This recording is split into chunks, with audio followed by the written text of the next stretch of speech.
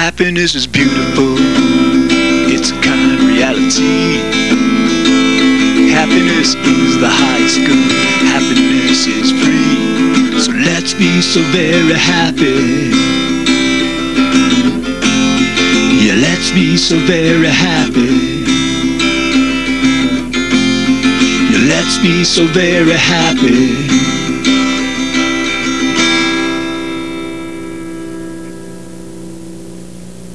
Welcome to the Happiness Show. This is George Ortega, and I'm here to talk about happiness because happiness is, always has been, and always will be the point of it all. Okay, tonight we're going to be talking about happiness in business. And, okay, why are we going to talk about happiness in business? Because, well, business is already in the business of happiness. Every product that's sold has as its purpose, its implicit purpose, to help us become happier, and that's everything. That's, you know, cars, clothing, anything, instruments, furniture, you know, anything we can possibly buy. I mean, the reason that we buy it is because we think in some way it's going to make us happier, and it does. A lot of stuff does, you know. That's the nature of our character, of our, you know, personality, and that's you know, things do make us happy. I mean, especially as kids, we learn that very early in life. And business, you know, business knows that, so it sells us whatever it believes we want or think will make us happier. And that doesn't apply just to products. It also applies to services, medicine, law. You know, there's different professions, financial professions, restaurants, you know, anything, any kind of a service that we might, pay for, we might buy from others, again, has the implicit purpose to create some kind of pleasure, to help us do whatever we want to do in a better way or in the best way, and that's going to make us happier. Okay, so business, you know, again, business already is in the business of happiness, and the business of business is happiness. You know, it always has been, always will be. Okay, now, is there a market for happiness as a product directly? I think there really is. I think, you know, when you consider that the average level of happiness here in the United States is only 69%, you know, that's like, you know, that's like a D+. That's not even a C. I mean, we don't really, you know, we're not on average as a whole population nearly as happy as we could be. So yeah, I think that a lot of us would benefit and would really purchase happiness as a product. Now, throughout the world, you know, we talk about the United States it being 69%. Throughout the world, it's less. You know, so it's not just a business that we should limit to this country. It's kind of like a business that really could be exported to the rest of the world. And along with, you know, our 69% level of happiness, the average time we spend happy is about 54%. You know, so that's like, you know, 46% of the time we're not happy. Now, we're not necessarily unhappy. I think about 20% of the time we're neither happy nor unhappy, but still, that's a lot of time not being spent happy, you know. And so that's another good reason why happiness as a product, I think, would sell very well, both here and throughout the rest of the world. And the last reason I believe very strongly that there is a great market for happiness is that, as psychologist Martin Seligman points out, at any one time, at any given time, about 25% of us are actually depressed. And you know, I don't know what the percentage is in terms of how many people seek therapy for that, or are on Prozac or Elavil or other kinds of antidepressants to alleviate that. But when you consider that one out of every 4 people, you know, at any given time is actually depressed, that's not good. You know, that's really people really wanting to be much happier than they are. So yeah, I think that you know, to answer, is there a market for happiness as a product? I think there's a very, very real market. Then the next question we'd want to consider is, well, how possible is it to sell happiness as a product? And if you recall, I reviewed the first 3 classic happiness experiments that took place in the late 70s, early 80s, and all 3 were very successful. They increased the subject's level of happiness in 3 different ways. The first way was through discussion. They had a group of them just discuss topics related to happiness.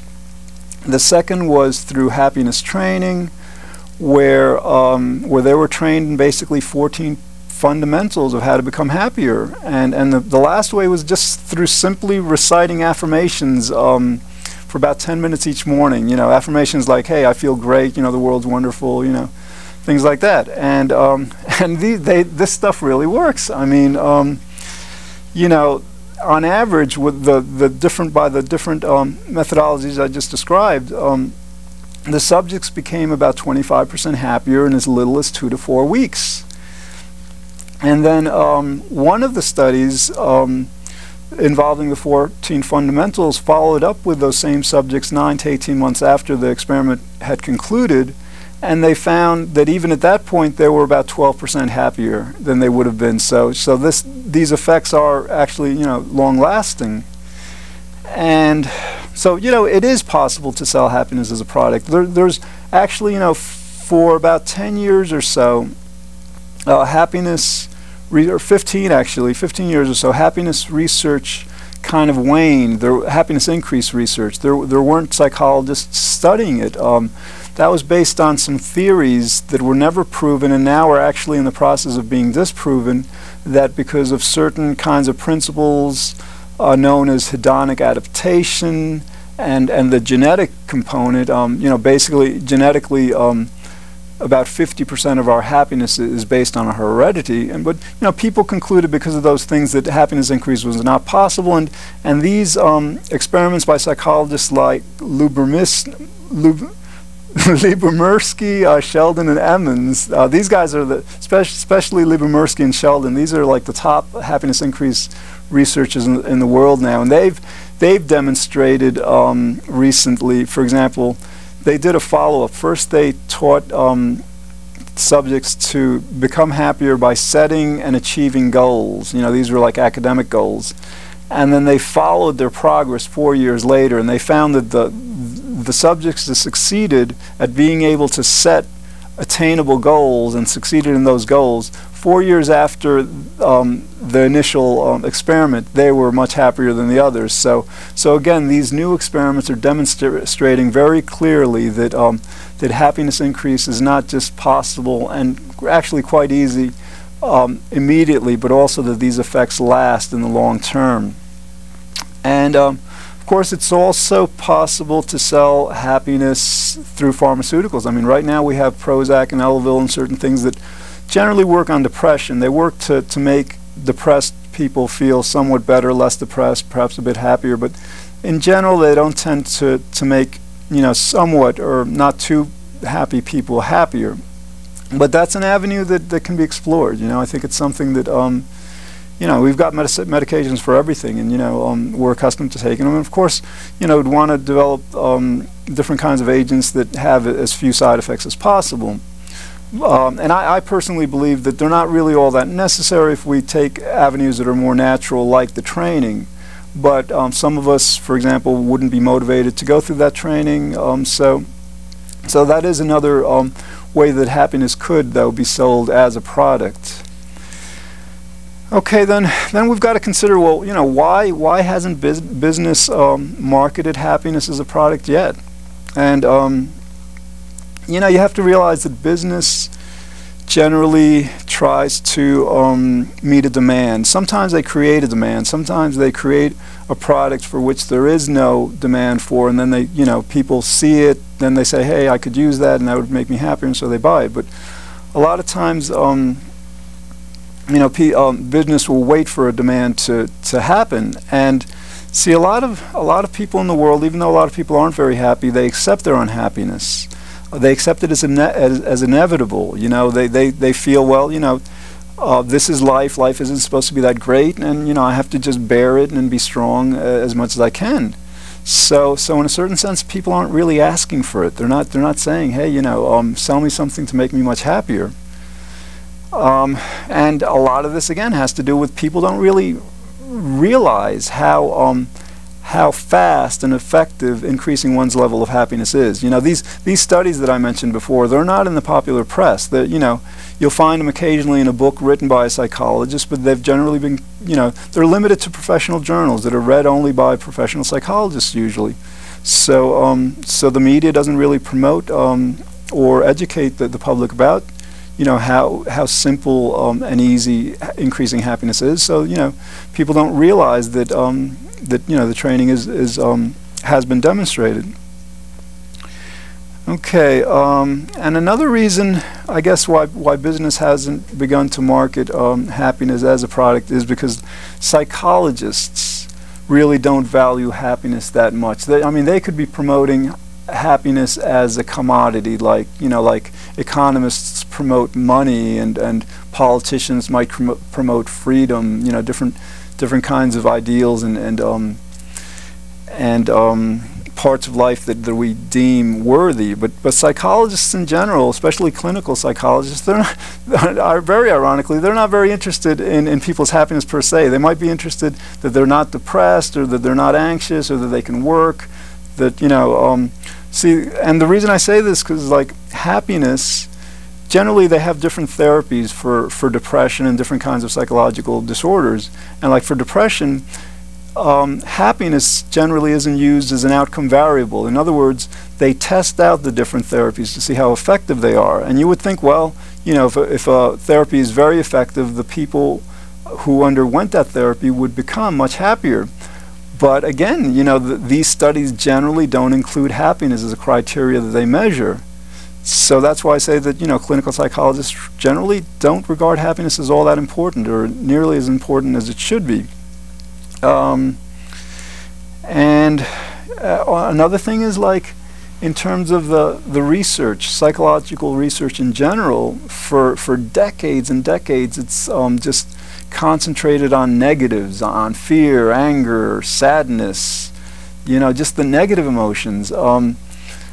It's, you know, for every 17 studies on sadness, for example, there's only one on happiness. You know, happiness studies just began actually about 40 years ago, and they are increasing at a very fast rate, especially over this last decade.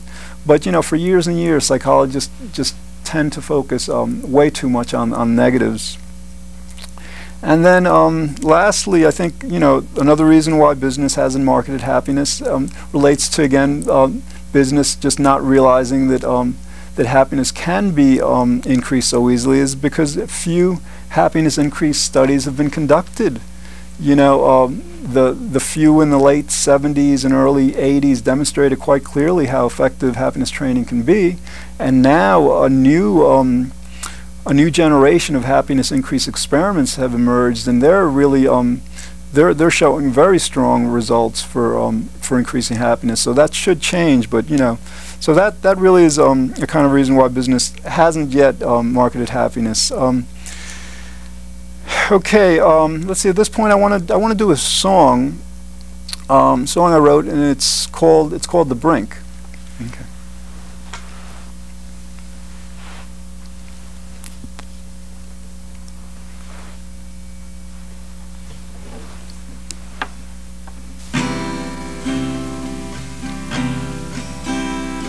The world is getting higher. We're getting closer and closer to the edge of new reality. It's time to expand the mind, open up the door to heaven's mystery.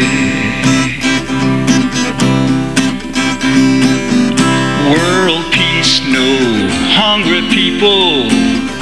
Happiness, no fear at all. Healthy bodies, no pollution. Sweet dreams, no feeling small. All the promised land is near, we're everywhere. Imagine no negative feelings at all. Yeah, blessed generation, a peaceful planet partying permanently. And good to be true. Well, I got news for you.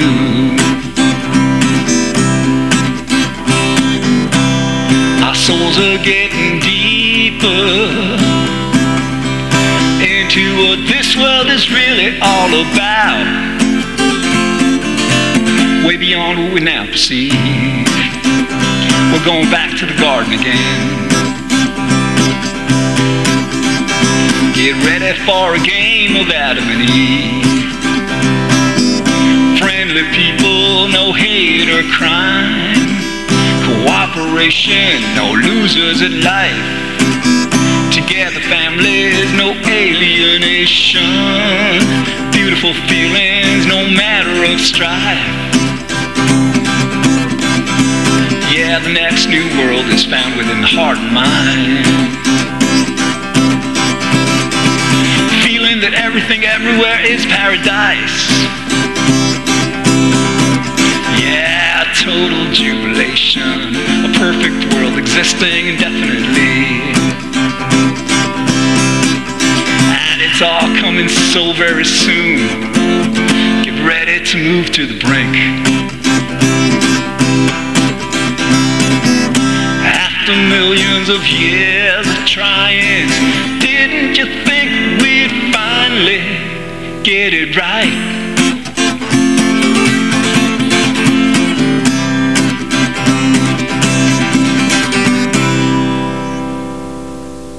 Okay.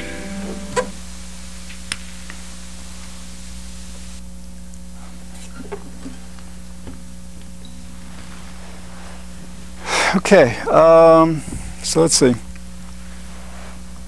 All right, now, like, you know, there are precedents to businesses teaching things. It's not like, you know, businesses aren't in the business of teaching, because basically that's what happiness, increasing, teaching people to become happier would be. You know, for example, there are dance schools, there are language schools like Berlitz, you know, there's exercise classes, martial arts classes.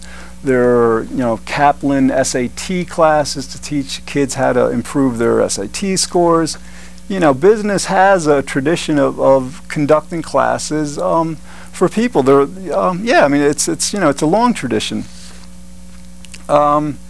So let's see. All right. So then, how could happiness be sold as a product? And I guess the first way would be through these kinds of businesses. You know, businesses. You know.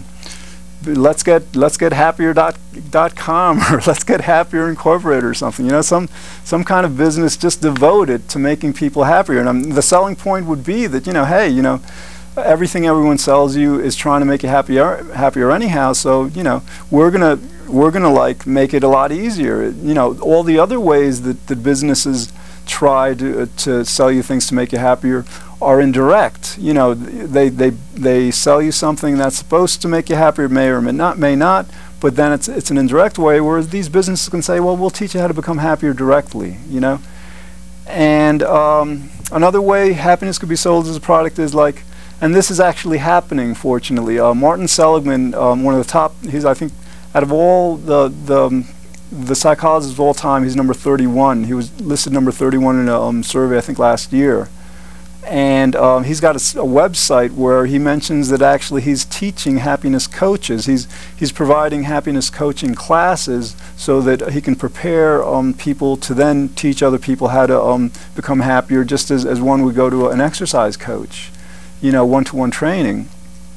Then, you know, of course, happiness again could be sold as a pharmaceutical, you know, medication, an agent. You know, you see commercials for everything, for better skin, for healthier hair, for whatever. I mean, you know, ideally, you know, these commercials could be promoting agents that exist just to make people happier, and part of those commercials, of course, could list the benefits of becoming happier, not just to the individual, but to society. Television shows. I mean, this would be great. I mean, you know, imagine on a network, on one of the networks, you know, just a show devoted to teaching people how to become happier. I mean, you could have real professionals up there. You could, they could really do an incredible job of just like having people focus on what's most important. And then another way that it could be sold is through internet courses. You know, a lot of people are on the internet now. Their courses are developing there, and that would be a great way to introduce people to the idea that happiness can be increased, into actual classes about it. And I think the last way is that right now you have a lot of happiness books. You know, a lot. Every year there are new books. You know, how to become happier, how to finally be happy, all that stuff. But generally, 99% of them are written by people who generally don't have training in psychology, aren't relying on the research, or are basically espousing a personal philosophy. And some of these philosophies are good. Like, for example, you have books like The Power of Positive Thinking by Norman Vincent Peale, that a lot of the things he says are actually founded in the science. I mean, I'm not sure he knew about it when he wrote that. He probably didn't, because the research hadn't been conducted yet, but it turns out that, yeah, he was right on the mark in a lot of ways. But a lot of books are just not, written by professionals, and so professionals, rather than just training people individually in classes, they can create a market by creating very good books on teaching people how to become happier just by reading the book, because that really is all that one would need. Okay, I want to go through some of the benefits that would accrue to society from having people become happier, through businesses, because a lot of times business will try to not just meet the demands of individuals, but they'll also try to meet a societal demand, to get masses of people wanting a certain product for its benefits. So the research has pretty much demonstrated that people who are happier tend to get divorced less often. They stay married, they stay more happily married. Happier people tend to have more friends. In terms of work, in terms of the economy, generally happier people have superior work outcomes. They're more productive, they're more creative, the quality of their work is better, and they, happier people actually earn a greater income. So, a lot of people in our society, maybe they don't value happiness that much, but a lot of us value wealth a lot. So for those kind of people, if you sell happiness as a product to people as a way of becoming wealthier, then that might be an approach. That might really benefit them personally. And again, it'd be great for society in general, because to have people working and being much more successful at their work and making more money at their work would be greatly advantageous to everyone. Happier people tend to be more active. They have more energy. They're healthier. Happier people are naturally less depressed. There's less suicide, less hypochondria, less paranoia. Less mental illness in general. Happier people are, almost by definition, more mentally healthy. Happier people also have greater self-control. They have greater self-regulation and coping abilities. A lot of times that's known recently as resilience. A lot of times life will throw things at us that we have to be able to handle and bounce back from. And happier people are generally much better at doing that. Happiness also affects our immune system. It's been demonstrated that people who are happier have better immune systems. They get less sick. They get sick less often. Their immunity is stronger. Happier people live longer. If one wants to live a long time, then becoming happier is a very, very effective strategy, and that's important to society. I think a lot of what society cares about is to try to create a society where people do live long, very productive lives. Happiness also tends to make us less self-centered. It tends to make us more compassionate, kinder. It makes us more cooperative. Happier people tend to be less competitive than less happy people. So, there are like countless, and they've just begun actually over the last 5 years especially, to really enumerate and list these kinds of benefits that accrue from happiness. And the evidence is mounting and mounting. Probably, if there's anything that's most useful for a person to learn in life, that will affect one's life in the greatest amount of ways, it would be happiness. You know, happiness just has that many benefits.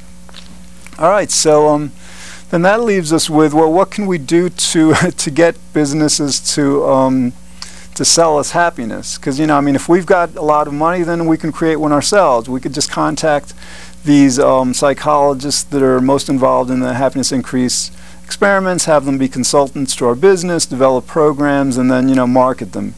If we don't have those means, of course, we have to adopt other kinds of strategies. And, like, for example, we can demand happiness from our politicians. I mean, politicians are great at getting businesses to do or to not do certain things. They provide business incentives. So basically, just making a political issue. You know, saying to politicians, you know, our happiness is important, and we really believe that businesses should be selling us this. We should be demanding it from psychology in general.